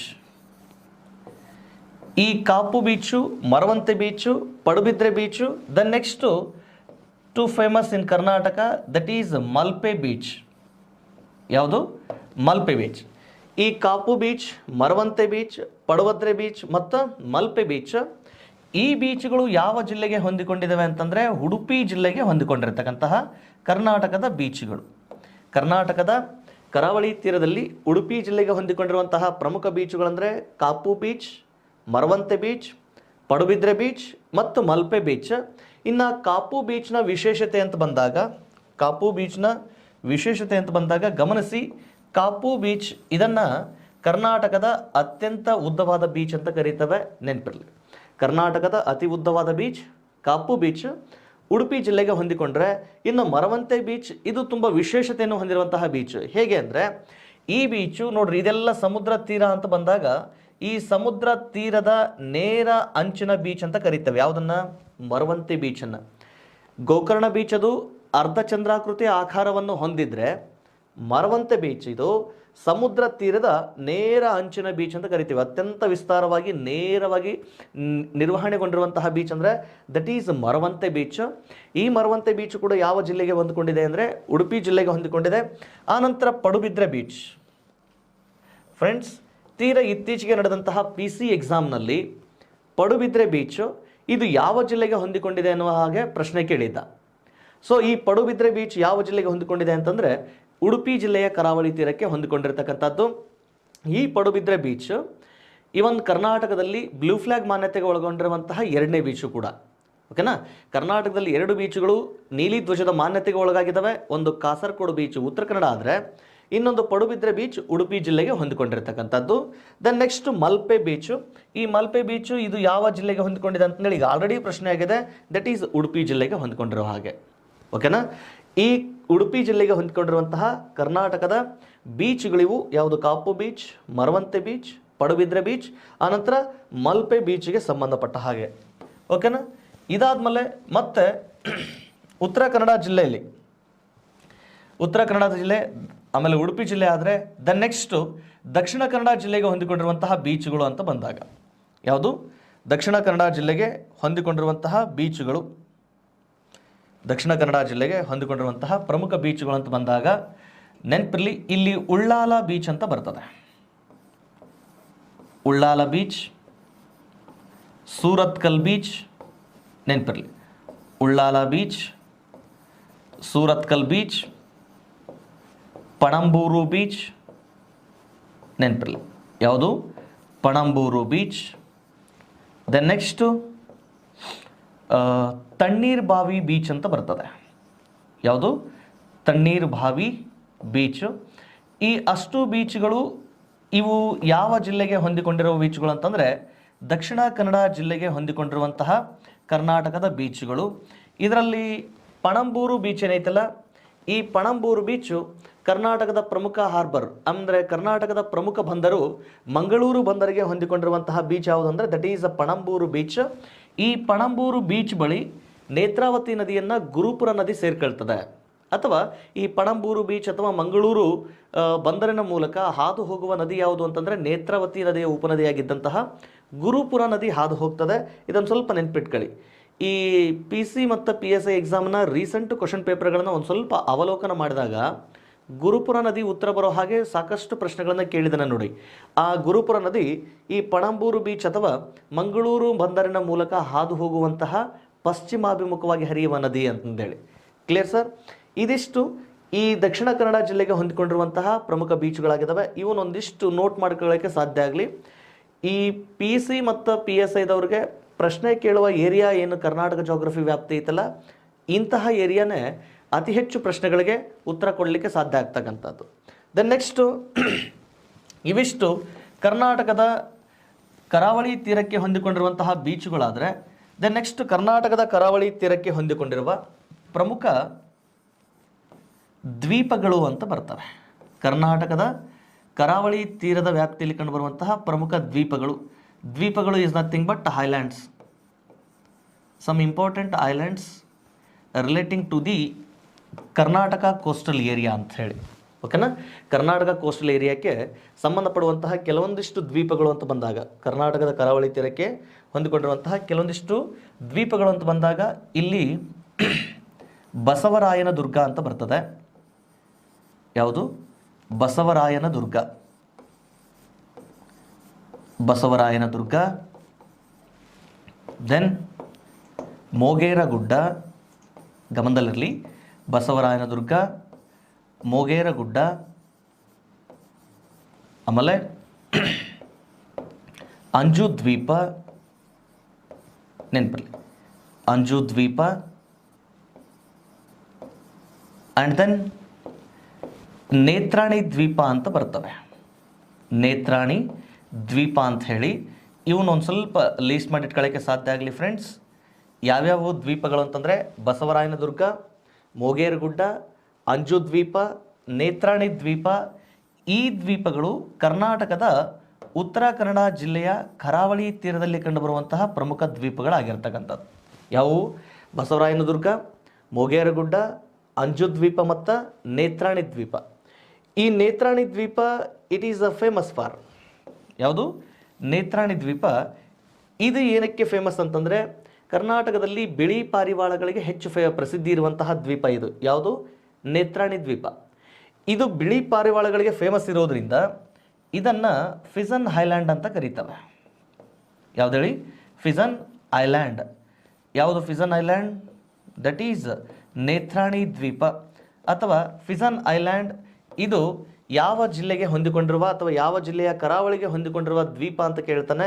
ಈ ಫಿಜನ್ ಐಲ್ಯಾಂಡ್ ಉತ್ತರ ಕನ್ನಡ ಜಿಲ್ಲೆಗೆ ಹೊಂದಿಕೊಂಡಿರುವಂತಹ ದ್ವೀಪ ಆಗಿದೆ. ಆನಂತರ ಈ ಫಿಜನ್ ಐಲ್ಯಾಂಡ್ ದ್ವೀಪವನ್ನು ಯಾವ ಹೆಸರಿನಿಂದ ಗುರುತಿಸಲಾಗ್ತದೆ ಅಂತ ಬಂದಾಗ ಫಿಜನ್ ಐಲ್ಯಾಂಡ್ ದ್ವೀಪವನ್ನು ನೇತ್ರಾಣಿ ದ್ವೀಪ ಅಂತಂದೇಳಿ ಗುರುತಿಸ್ತಕ್ಕಂಥದ್ದು. ಇದೊಂದು ಸ್ವಲ್ಪ ನೆನ್ಪಿಟ್ಕೊಳ್ಳಿಕ್ಕೆ ಸಾಧ್ಯ ಆಗಲಿ. ದ್ವೀಪಗಳ ಆಧಾರದ ಮೇಲೆ ಮುಂದಿನ ಎಕ್ಸಾಮ್ಗಳಲ್ಲಿ ಏನಾದರೂ ಪ್ರಶ್ನೆ ಕೇಳೋ ಸಾಧ್ಯತೆ ಇತ್ತಂತಂದರೆ ಬಹುಶಃ ನೇತ್ರಾಣಿ ದ್ವೀಪ ಉತ್ತರ ಬರೋ ಸಾಧ್ಯತೆ ಹೆಚ್ಚಾಗಿರ್ತದೆ. ನೆನ್ಪಿಟ್ಕೊಳ್ಳಿ. ಯಾವ ಆಧಾರದ ಮೇಲೆ ಅಂದರೆ ನಮಗೆ ಫಿಜನ್ ಐಲ್ಯಾಂಡ್ ಅಂತಂದೇಳಿ ತುಂಬ ಚೆನ್ನಾಗಿ ನಾವು ಗಮನದಲ್ಲಿ ಇಟ್ಕೊಂಡಿದ್ದೇವೆ. ಈ ಫಿಜನ್ ಐಲ್ಯಾಂಡ್ ಅಂತೇಳಿ ಯಾವುದಕ್ಕೆ ಕರಿತೇವೆ ಅಂದರೆ ನೇತ್ರಾಣಿ ದ್ವೀಪಕ್ಕೆ. ಈ ದ್ವೀಪಗಳು ಅಥವಾ ಈ ದ್ವೀಪ ಉತ್ತರ ಕನ್ನಡ ಜಿಲ್ಲೆಗೆ ಹೊಂದಿಕೊಂಡಿರುವಂತಹ ದ್ವೀಪ ಆಗಿರ್ತಕ್ಕಂಥದ್ದು. ಇದು ಉತ್ತರ ಕನ್ನಡ ಜಿಲ್ಲೆಗೆ ಹೊಂದಿಕೊಂಡಿರುವಂತಹ ದ್ವೀಪಗಳಾದರೆ ದೆನ್ ನೆಕ್ಸ್ಟು ಉತ್ತರ ಕನ್ನಡ ಜಿಲ್ಲೆಗೆ ಹೊಂದಿಕೊಂಡಿರೋ ದ್ವೀಪ ಆದರೆ ದೆನ್ ನೆಕ್ಸ್ಟು ಮತ್ತೊಂದು ದ್ವೀಪ ಅಂತಂದರೆ ದಟ್ ಈಸ್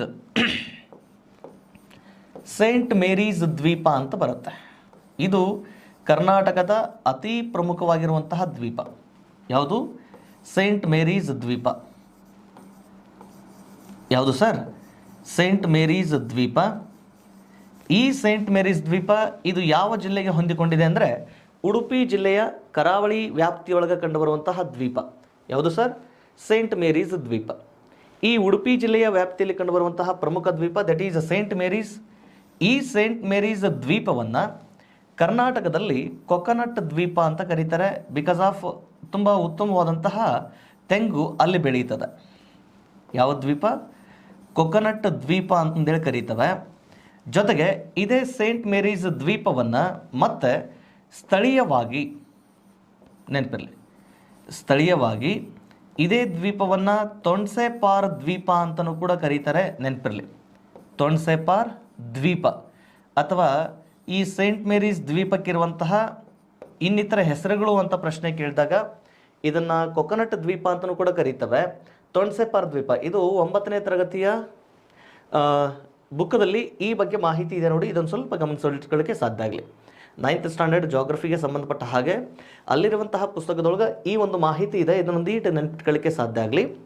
ಸೇಂಟ್ ಮೇರೀಸ್ ದ್ವೀಪ ಇದು ಯಾವ ಜಿಲ್ಲೆಗೆ ಹೊಂದಿಕೊಂಡಿರುವಂತಹ ದ್ವೀಪ ಅಂತಂದರೆ ಇದು ಉಡುಪಿ ಜಿಲ್ಲೆಗೆ ಹೊಂದಿಕೊಂಡಿರುವಂತಹ ದ್ವೀಪ. ಯಾವುದು ಸರ್? Saint Mary's island. ಈ ಸೇಂಟ್ ಮೇರೀಸ್ ಐಲ್ಯಾಂಡ್ಗೆ ಕೊಕೊನಟ್ ದ್ವೀಪ ಅಂತ ಕರೀತಾರೆ. ಸ್ಥಳೀಯವಾಗಿ ಇದನ್ನು ತೊಣ್ಸೆಪಾರ್ ದ್ವೀಪ ಅಂತಲೂ ಕೂಡ ಕರೀತವೆ. ಇದು ಉಡುಪಿ ಜಿಲ್ಲೆಗೆ ಹೊಂದಿಕೊಂಡಿರುವಂತಹ ದ್ವೀಪ. ದೆನ್ ನೆಕ್ಸ್ಟು ಈ ದ್ವೀಪದ ನಂತರ ಕರ್ನಾಟಕದಲ್ಲಿ ಕಂಡುಬರುವಂತಹ ಇನ್ನೊಂದು ಪ್ರಮುಖ ದ್ವೀಪ ಅಂತ, ಇನ್ನು ದಕ್ಷಿಣ ಕನ್ನಡ ಜಿಲ್ಲೆಗೆ ಹೊಂದಿಕೊಂಡಿರುವ ಪ್ರಮುಖ ದ್ವೀಪಗಳಂತ ಬಂದಾಗ ಇಲ್ಲಿ ದರಿಯಾ ಬಹದ್ದೂರ್ಗರ್ ದ್ವೀಪ ಅಂತ ಬರ್ತದೆ. ದರಿಯಾ ಬಹದ್ದೂರ್ಗರ್ ಇದು ಸ್ವಲ್ಪ ನೆನ್ಪಿಟ್ಕೊಳ್ಳಿ. ದರಿಯಾ ಬಹದ್ದೂರ್ಗರ್ ದ್ವೀಪ ಆ್ಯಂಡ್ ದೆನ್ ದರಿಯಾ ಬಹದ್ದೂರ್ಗರ್ ಆದಮೇಲೆ ನಾರ್ತ್ ಐಲ್ಯಾಂಡ್ ಅಂತ ಬರ್ತದೆ. North island. ಈ ನಾರ್ತ್ ಐಲ್ಯಾಂಡ್ ಅಥವಾ ದರಿಯಾ ಬಹದ್ದೂರ್ಗರ್ ದ್ವೀಪಗಳು ಇವು ಯಾವ ಜಿಲ್ಲೆಗೆ ಹೊಂದಿಕೊಂಡಿರುವಂತಹ ದ್ವೀಪಗಳು ಅಂದರೆ ಕರ್ನಾಟಕದಲ್ಲಿ ದಕ್ಷಿಣ ಕನ್ನಡ ಜಿಲ್ಲೆಗೆ ಹೊಂದಿಕೊಂಡಿರುವಂತಹ ಪ್ರಮುಖ ದ್ವೀಪಗಳು. ಕರ್ನಾಟಕದಲ್ಲಿ ಹೆಚ್ಚು ನಾ ಈಗೇನು ಚರ್ಚೆ ಮಾಡಿದ್ದೀನಲ್ಲ ಇದಕ್ಕಿಂತಲೂ ಹೆಚ್ಚು ಬೀಚ್ಗಳಿದ್ದಾವೆ, ಇದಕ್ಕಿಂತಲೂ ಹೆಚ್ಚು ದ್ವೀಪಗಳು ಕೂಡ ಕಂಡು ಬರ್ತವೆ. ಆದರೆ ಕೆಲವೊಂದು ಪ್ರಮುಖ ದ್ವೀಪಗಳ ಮೇಲೆ ಏನಾದರೂ ಪ್ರಶ್ನೆ ಕೇಳೋ ಸಾಧ್ಯತೆಗಳು ಇರ್ತವೆ ಎನ್ನುವ ಆಧಾರದಲ್ಲಿ ಇಟ್ಕೊಂಡಾಗ ಇವುಗಳು ತುಂಬ ಪ್ರಮುಖ ಅನ್ನಿಸ್ಕೊಳ್ತಕ್ಕಂಥದ್ದು ಪರಿಣಾಮ. ಇವುಗಳನ್ನ ಒಂದಿಷ್ಟು ನೆನಪಿಟ್ಕೊಳ್ಳಿಕ್ಕೆ ಸಾಧ್ಯ ಆಗಲಿ. ಯಾವಿವು? ಕರ್ನಾಟಕದ ಕರಾವಳಿ ತೀರಕ್ಕೆ ಹೊಂದಿಕೊಂಡಿರುವಂತಹ ಪ್ರಮುಖ ದ್ವೀಪಗಳಿಗೆ ಸಂಬಂಧಪಟ್ಟ ಹಾಗೆ. ಆನಂತರ ಇನ್ನು ಇಲ್ಲಿ ಕರ್ನಾಟಕದ ಕರಾವಳಿ ತೀರದ ವ್ಯಾಪ್ತಿಯಲ್ಲಿ ಬಂದಂತಹ ಸಂದರ್ಭದೊಳಗೆ ಇಲ್ಲಿ ಕಂಡುಬರುವಂತಹ ಪ್ರಮುಖ ಪ್ರಮುಖ ಬೀಚ್ಗಳೇನಿದೆ ನೋಡ್ರಿ. ಕರ್ನಾಟಕದ ಕರಾವಳಿ ಮೈದಾನದಲ್ಲಿರುವಂತಹ ಪ್ರಮುಖ ಬೀಚ್ಗಳಲ್ಲಿ 2 ಬೀಚ್ಗಳಿಗೆ ಇಲ್ಲಿ ಇತ್ತೀಚಿನ ದಿನಮಾನಗಳಲ್ಲಿ ಏನಾಗಿದೆ ಅಂದರೆ ಬ್ಲೂ ಫ್ಲ್ಯಾಗ್ ಮಾನ್ಯತೆ ಲಭ್ಯ ಇರುವ ಆಧಾರದ ಮೇಲೆ ಚರ್ಚೆ ಆಗ್ತಾ ಇದೆ. ಯಾವುದು ಸರ್? ಬ್ಲೂ ಫ್ಲ್ಯಾಗ್ ಸರ್ಟಿಫಿಕೇಟೆಡ್ ಅಥವಾ ಸರ್ಟಿಫಿಕೇಷನ್ ಅಥವಾ ಬ್ಲೂ ಫ್ಲ್ಯಾಗ್ ಮಾನ್ಯತೆಗೆ ಸಂಬಂಧಪಟ್ಟ ಹಾಗೆ ಚರ್ಚೆ ಆಗ್ತಾ ಇದೆ.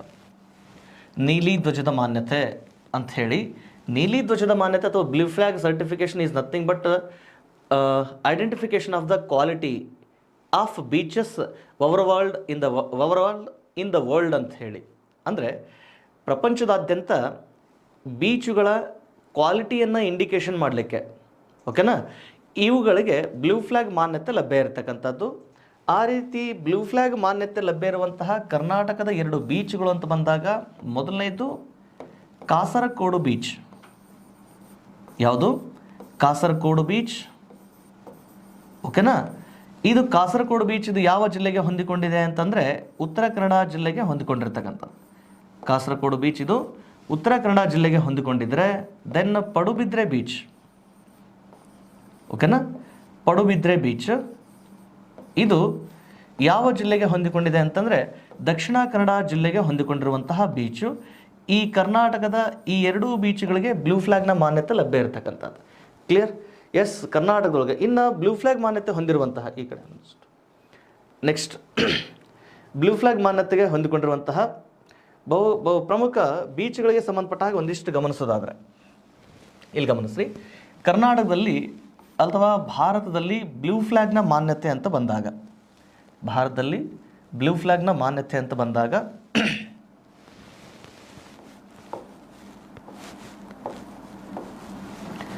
Blue flag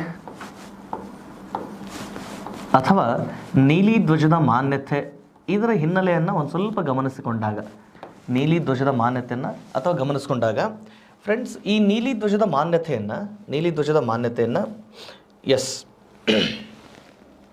ಡೆನ್ಮಾರ್ಕ್ನ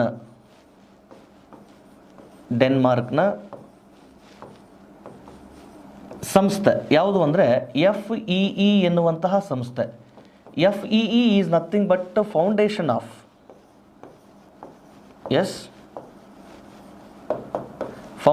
of environmental education ಅಂತ ಹೇಳಿ. ಎನ್ವಿರಾನ್ಮೆಂಟಲ್ ಎಜುಕೇಷನ್ ಎನ್ನುವಂತಹ ಸಂಸ್ಥೆ ಇದೊಂದು NGO ಆಗಿ ಕೆಲಸ ಮಾಡ್ತದೆ. ಇದು NGO is nothing but non government organisation ಆಗಿ ಕೆಲಸ ಮಾಡ್ತದೆ. ಯಾವುದು ಸರ್? ಡೆನ್ಮಾರ್ಕ್ನ FEE.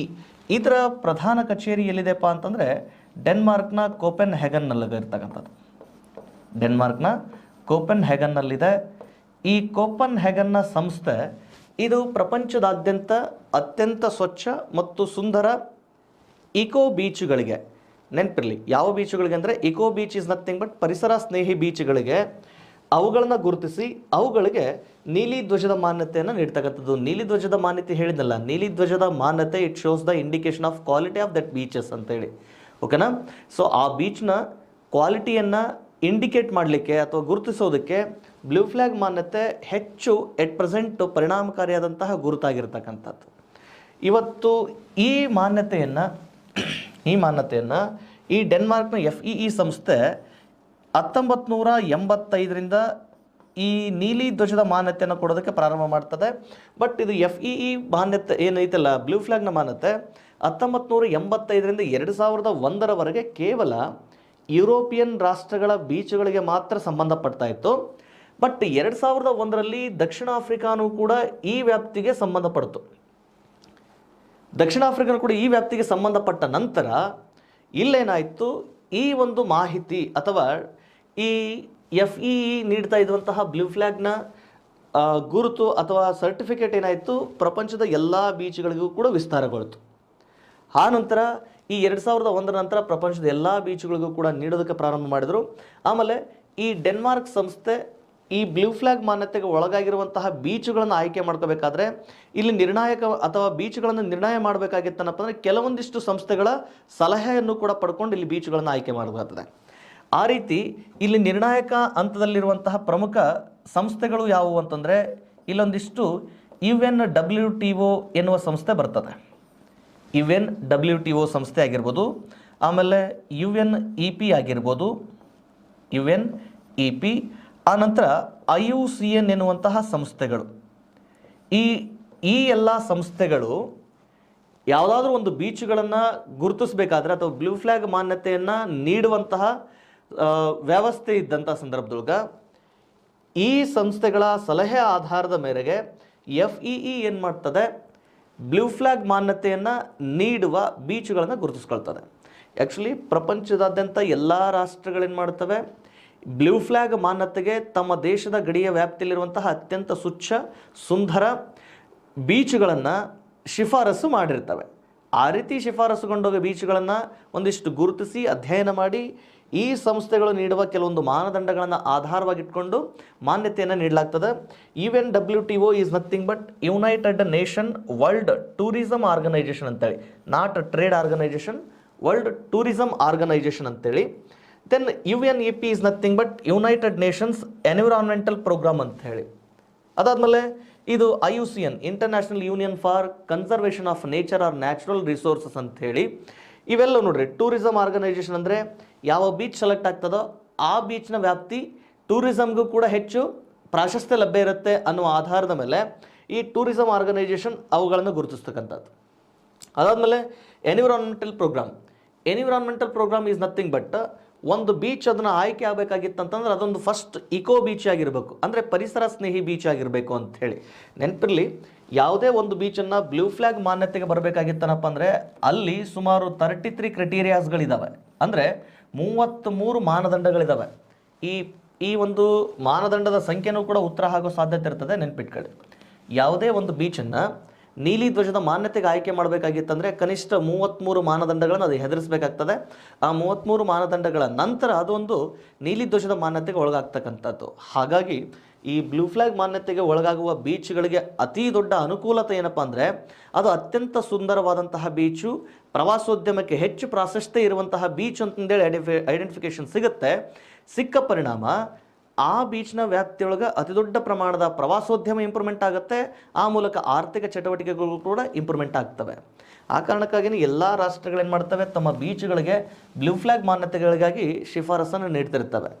ಸೊ ಈ EP project is nothing but environmental programme ಅಂತಂದರೆ ಆ ಬೀಚ್ನ ವ್ಯಾಪ್ತಿಯೊಳಗೆ ಫ್ರೆಶ್ ವಾಟರ್ ಕಂಡು ಬರ್ತಕ್ಕಂಥದ್ದು. ಸರ್, ಬೀಚ್ ಅಂದ್ರೇ ಅದೊಂದು ಲವಣಾಂಶ ಕಂಡು ಬರುವಂತಹ ಸಮುದ್ರದ ನೀರು. ಇನ್ನು ಅದರಲ್ಲಿ ಹೆಂಗೆ ಸರ್ ಫ್ರೆಶ್ ವಾಟರ್ ಅಂತಂದರೆ, ಇಲ್ಲಿ fresh water is nothing but ಇವತ್ತು ಸಮುದ್ರ ತೀರಗಳಿಗೆ ಬಂದರುಗಳಿಗೆ ಹೊಂದಿಕೊಂಡಿರುವಂತಹ ಸಾಕಷ್ಟು ಬೀಚ್ಗಳಲ್ಲಿ ತೈಲ ಸೋರಿಕೆ, ಅನಿಲ ಸೋರಿಕೆ, ಆಮೇಲೆ ಈ ಸಮೀಪದ ನಗರಗಳಿಂದ ಬಂದು ಸೇರುವಂತಹ ಕೊಳಚೆ, ಇವೆಲ್ಲದರ ಪರಿಣಾಮ ಆ ಬೀಚು ತುಂಬ ಅಶುದ್ಧಗೊಂಡಿರುತ್ತದೆ. ಈ ರೀತಿಯ ಮಲಿನಗಳಿಂದ ಮುಕ್ತಗೊಂಡಿರುವಂತಹ ಶುದ್ಧ ಬೀಚ್ಗಳಾಗಿದ್ದಾಗ ಮಾತ್ರ ಈ ಎನ್ವಿರಾನ್ಮೆಂಟ್ ಪ್ರೋಗ್ರಾಮ್ನ ಆಧಾರದಡಿ ಅದನ್ನು ನೀಲಿ ಧ್ವಜದ ಮಾನ್ಯತೆಗೆ ಆಯ್ಕೆ ಮಾಡ್ಕೊಳ್ಳಾಗ್ತಿರ್ತದೆ. ಇದೊಂದು ಸ್ವಲ್ಪ ನೆನ್ಪಿಟ್ಕೊಳ್ಳಿ. ಇನ್ನು next IUCN conservation of nature or natural resources ಅಂತ ಹೇಳ್ತೀವಿ. ನೇಚರ್ನ ಕನ್ಸರ್ವ್ ಮಾಡೋದಂತಂದರೆ ಹೇಗೆ? ಈ IUCN ಕೆಲಸ ಏನಪ್ಪ ಅಂತಂದರೆ ಅಳಿವಿನಂಚಿನಲ್ಲಿರುವಂತಹ ಪ್ರಭೇದಗಳನ್ನು ಪತ್ತೆ ಹಚ್ಚೋದು, ಅವುಗಳ ಸಂರಕ್ಷಣೆಗೆ ಸ್ಥಳೀಯ ಸರ್ಕಾರಗಳಿಗೆ ಮಾಹಿತಿಯನ್ನು ನೀಡೋದು. That is the conservation of nature. So ಆ ರೀತಿ ಯಾವ ಬೀಚ್ಗಳ ವ್ಯಾಪ್ತಿಯೊಳಗೆ ಕೆಲವೊಂದಿಷ್ಟು ಈ ಕನ್ಸರ್ವ್ನ ವ್ಯಾಪ್ತಿಯೊಳಗಿರುವಂತಹ ಪ್ರಭೇದಗಳಿದ್ದರೆ, ಲೈಕ್ ಈಗ ಕರ್ನಾಟಕದ ಕರಾವಳಿ ತೀರವಂತ ಬಂದಾಗ ಇಲ್ಲಿ ಆಲಿವ್ ರಿಡ್ಲೆ ಆಮೆ ಅಂತ ಬರ್ತದೆ. ಆ ಆಲಿವ್ ರಿಡ್ಲೆ ಆಮೆ ಎಟ್ ಪ್ರೆಸೆಂಟ್ ಏನಪ್ಪ ಅಂತಂದರೆ it is the endangered species. ಅದು ಅಂದರೆ ಇದು ಏನಾಗಿದೆ, ಎಟ್ ಪ್ರೆಸೆಂಟು ತೀವ್ರ ತರನಾದ ಅಳಿವಿನ ಅಂಚಿನಲ್ಲಿರುವಂತಹ ಪ್ರಭೇದ. ಅವುಗಳು ಈ ಬ್ಯಾಚ್ನ ವ್ಯಾಪ್ತಿಯೊಳಗೆ ಕಂಡು ಬಂದಿದ್ವು ಅಥವಾ ಈ ಬೀಚ್ಗಳ ವ್ಯಾಪ್ತಿಯಲ್ಲಿ ಕಂಡು ಬಂದಿದ್ದರೆ ಅವುಗಳಂತಹ ಪ್ರಭೇದಗಳನ್ನು ಕೂಡ ಸಂರಕ್ಷಣೆ ಮಾಡುವ ಆಧಾರ ಅಥವಾ ಒಂದು ಅರಿವು ಈ ಮೂಲಕನೂ ಕೂಡ ಲಭ್ಯ ಇರ್ತದೆ. ಆ ಕಾರಣಕ್ಕೆ ನೋಡ್ರಿ, ಒಂದು ಬ್ಲೂ ಫ್ಲ್ಯಾಗ್ ಮಾನ್ಯತೆಗೆ ಒಂದು ಬೀಚ್ ಆಯ್ಕೆ ಆಗಬೇಕಾಗಿತ್ತನಪ್ಪ ಅಂದರೆ ಅವುಗಳನ್ನು ನಿರ್ಣಯಿಸುವಂತಹ ಈ ಸಂಸ್ಥೆಗಳು ಕೂಡ ಇಲ್ಲಿರ್ತವೆ. ಈ ಎಲ್ಲ ಸಂಸ್ಥೆಗಳನ್ನು ಆಧಾರವಾಗಿಟ್ಕೊಂಡು ಕೆಲವೊಂದಿಷ್ಟು ಈ ಸಂಸ್ಥೆ ಏನು ಮಾಡ್ತದಲ್ಲ, ಬ್ಲೂ ಫ್ಲ್ಯಾಗ್ ಮಾನ್ಯತೆಗೆ ಬೀಚ್ಗಳನ್ನು ಆಯ್ಕೆ ಮಾಡ್ತದೆ. ಇದು ಸ್ವಲ್ಪ ನೆನ್ಪಿಟ್ಕೊಳ್ಳಿ. ಆ ರೀತಿ ಬ್ಲೂ ಫ್ಲ್ಯಾಗ್ ಮಾನ್ಯತೆಗೆ ಆಯ್ಕೆ ಆಗಿರುವಂತಹ ಕರ್ನಾಟಕದ ಅಥವಾ ಭಾರತದ ಬೀಚ್ಗಳು ಅಂತ ಬಂದಾಗ ಎಟ್ ಪ್ರೆಸೆಂಟ್ ನೆನಪಿರಲಿ, ಭಾರತದಲ್ಲಿ ಅಕ್ಟೋಬರ್ 12, 2020 ಅಕ್ಟೋಬರ್ 12, 2020 8 ಬೀಚ್ಗಳನ್ನು ಬ್ಲೂ ಫ್ಲ್ಯಾಗ್ ಮಾನ್ಯತೆಗೆ ಆಯ್ಕೆ ಮಾಡಲಾಗಿತ್ತು. ದೆನ್ ನೆಕ್ಸ್ಟು ಸೆಪ್ಟೆಂಬರ್ 27, ಇದು ಡೇಟ್ ಒಂದು ಸ್ವಲ್ಪ ಗೊಂದಲ ಇದೆ. ನೀವು ಒಂದಿಷ್ಟು ಚರ್ಚೆ ಇದೊಂದಿಷ್ಟು ಗಮನಿಸ್ಕೊಳ್ಳಿಕ್ಕೆ ಸಾಧ್ಯ ಆಗಲಿ. But September month is the final. ಇಲ್ಲಿ ಈ ಸಮಯದೊಳಗೆ 2 ಬೀಚ್ಗಳನ್ನು ಬ್ಲೂ ಫ್ಲಾಗ್ ಮಾನ್ಯತೆಗೆ ಆಯ್ಕೆ ಮಾಡಿಕೊಳ್ಳಲಾಗಿದ್ದು, ಎಟ್ ಪ್ರೆಸೆಂಟ್ ಕರ್ನಾಟಕದೊಳಗೆ ನಮಗೆ ಅಧಿಕೃತವಾಗಿ ಲಭ್ಯ ಇರತಕ್ಕಂತಹ ಮಾಹಿತಿಯ ಆಧಾರದ ಮೇಲೆ 10 ಬೀಚುಗಳೇನಪ್ಪ ಅಂದರೆ ನೀಲಿ ಧ್ವಜದ ಮಾನ್ಯತೆಗೆ ಆಯ್ಕೆ ಆಗಿರ್ತಕ್ಕಂಥದ್ದು. ಎಷ್ಟು ಧ್ವಜಗಳು? 10 ಧ್ವಜಗಳು. 10 ಬೀಚುಗಳು ಎಟ್ ಪ್ರೆಸೆಂಟ್ ಏನಪ್ಪ ಅಂದರೆ ನೀಲಿ ಧ್ವಜದ ಮಾನ್ಯತೆಗೆ ಆಯ್ಕೆಯಾಗಿದೆ. ಸೊ ಆ ನೀಲಿ ಧ್ವಜದ ಮಾನ್ಯತೆಗೆ ಆಯ್ಕೆ ಆಗಬೇಕಾಗಿತ್ತಂದ್ರೆ ಈ ರೀತಿಯಾದಂತಹ ಕೆಲವೊಂದಿಷ್ಟು ಕ್ರಿಟೀರಿಯಸ್ಗಳಿದ್ದಾವೆ, ಐ ಮೀನ್ ಮಾನದಂಡಗಳಿದ್ದಾವೆ. ಆ ಆಧಾರದ ಮೇಲೆ ಇವುಗಳನ್ನು ಗುರುತಿಸ್ಲಿಕ್ಕೆ ಆಗ್ತದೆ. ಆದ್ಮೇಲೆ ಈ ನೀಲಿ ಧ್ವಜದ ಮಾನ್ಯತೆಗೆ ಒಳಗಾಗಿರುವಂತಹ ಭಾರತದ ಪ್ರಮುಖ ಬೀಚ್ಗಳೇನಿದಾವಲ್ಲ, ಇವನ್ನ ಚರ್ಚೆ ಮಾಡಲಿಕ್ಕೆ ಬಹುಶಃ ಸಮಯ ಅಭಾವ ಇದೆ. ಇನ್ನೇನು ಸಮಯ ಬಹುಶಃ ಮುಕ್ತಾಯದ ಹಂತಕ್ಕೆ ಬಂದಿದೆ. ಈ ಭಾರತದ ಯಾವ್ಯಾವ ಬೀಚ್ಗಳು ಬ್ಲೂ ಫ್ಲಾಗ್ ಮಾನ್ಯತೆಗೆ ಒಳಗಾಗಿದ್ದಾವೆ ಅನ್ನೋ ಆಧಾರ ಇಟ್ಕೊಂಡು ನೆಕ್ಸ್ಟ್ ಕ್ಲಾಸಲ್ಲಿ ನಾನು ಚರ್ಚೆ ಮಾಡ್ತೇನೆ. ಸೊ ಅದನ್ನು ನೆಕ್ಸ್ಟ್ ಕ್ಲಾಸಲ್ಲಿ ಮತ್ತೆ ಕಂಟಿನ್ಯೂ ಮಾಡೋಣ ಅಂತ ಹೇಳ್ತಾ ಇವತ್ತಿನ ಈ ತರಗತಿಗಳಿಗೆ ಅಲ್ಪ ವಿರಾಮವನ್ನು ನೀಡೋಣ. ಮುಂದಿನ ತರಗತಿಯಲ್ಲಿ ಮತ್ತೆ ಸಿಗ್ತೇನೆ. Until then take care.